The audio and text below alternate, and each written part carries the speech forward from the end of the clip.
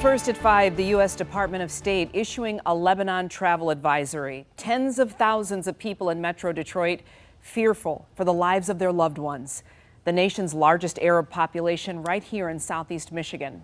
Thank you for joining us. I'm Glenda Lewis. And I'm Simon Shayket. Israel targeting Hezbollah in today's strikes, and right now more U.S. troops are heading to the Middle East as the wider conflict so many feared arrives. Civilians among those paying the price. More than 350 people killed, 1,200 wounded, and thousands are displaced. Among the dead are women, children, and medics. Parts of southern and eastern Lebanon and even Beirut all on edge. The devastation comes amid months of deadly crossfire at the Lebanon-Israel border.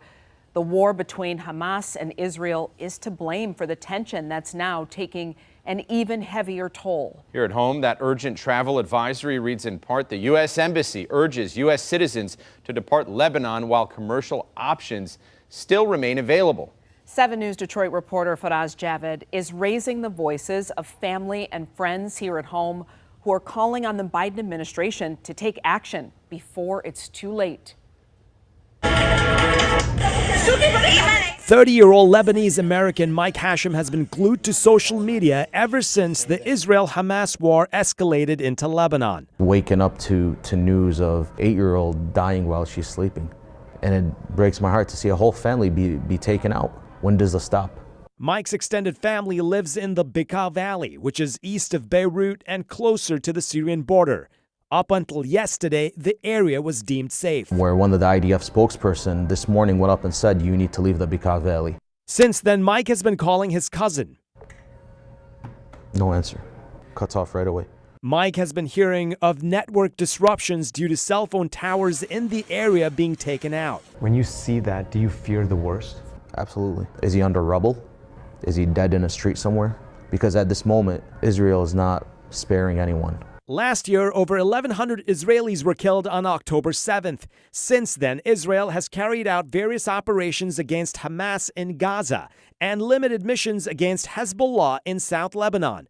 But recently, the war has escalated, covering the West Bank and now across Lebanon. I was just on the phone this morning with someone who lost their first cousin and her 3 children in a bombing in the south of Lebanon with no notice, no warning. This is just one of many calls State Representative Al-Abbas Farhat has received in the past few days from his constituents as the destruction in Lebanon continues. These are innocent civilians here. These are not military combatants. These aren't military barracks. These are schools. These are hospitals. These are residential homes that are being leveled.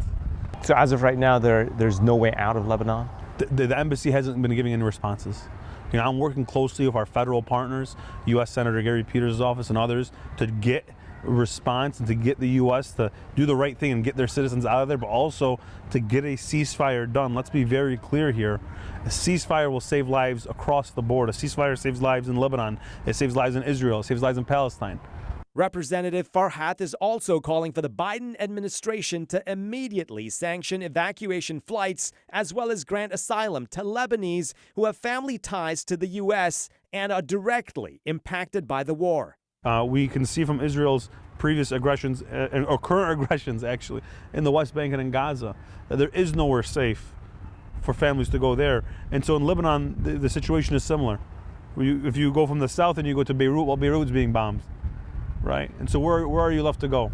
Now, I did reach out to the White House to see what more is being done to de-escalate the current situation and reunite families over here. So far, I haven't heard back, but we'll be keeping a close eye as the situation develops. For 7 News Detroit, I'm Faraz Javed. Thank you, Faraz.